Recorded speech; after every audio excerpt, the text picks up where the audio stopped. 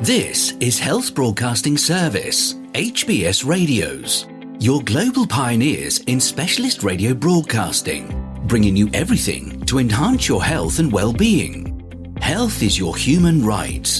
HBS, your partners in everything about your health and well-being.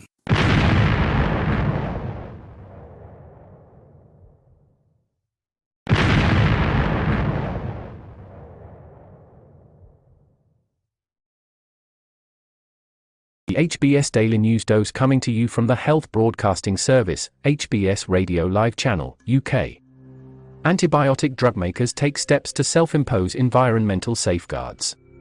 In the absence of global standards limiting toxic emissions produced by antibiotics at the point of manufacture, the pharmaceutical industry has come up with its own standard.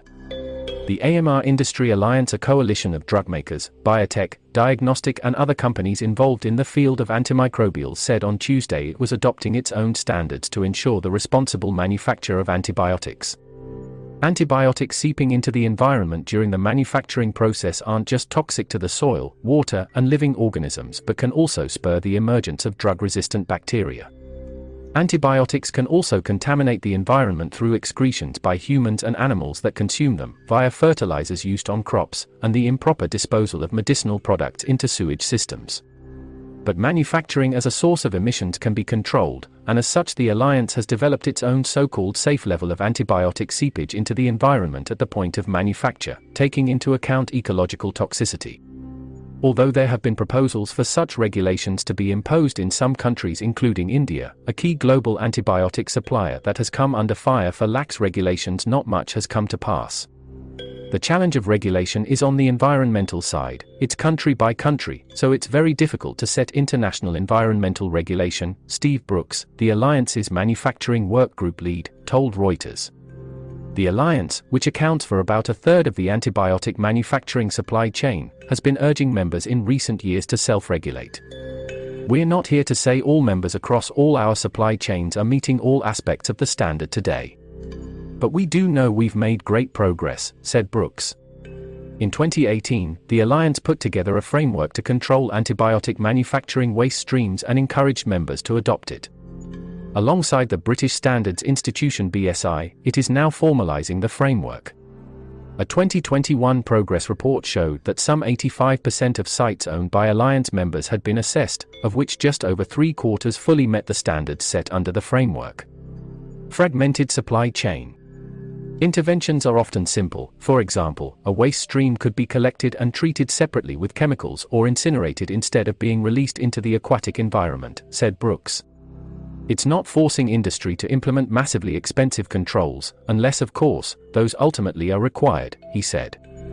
But ensuring these standards are implemented far and wide, in the absence of legal ramifications, remains to be seen.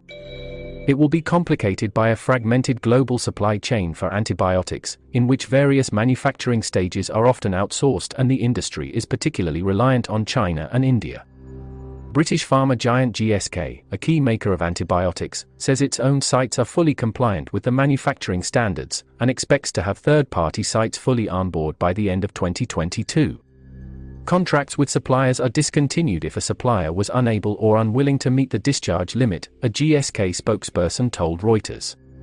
Procurers of antibiotics are beginning to ask for products that are responsibly manufactured, said Brooks. To that end, the Alliance expects to have some sort of certification process in place that will be mediated by an independent third party in the coming year.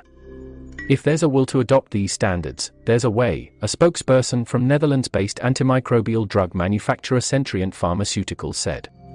I think we're very optimistic that it's possible, should companies choose to do so. Feel free to connect with us on our Facebook platform at Health Broadcast and our website at www.healthbroadcastingservice.com. And please remember to press the subscribe button to stay abreast of timely, vital, and authentic health news developments from around the world, delivered to you by the Health Broadcasting Service UK, on our YouTube channel. We will bring more updates as news develop.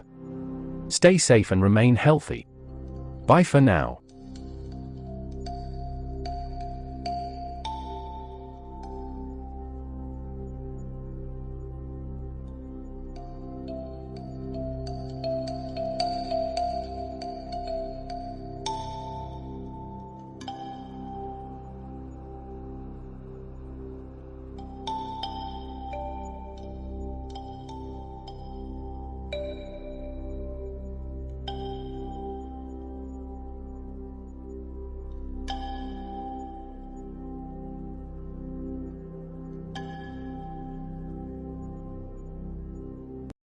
You've been watching the Health Broadcasting Service YouTube channel, your channel of excellence and distinction.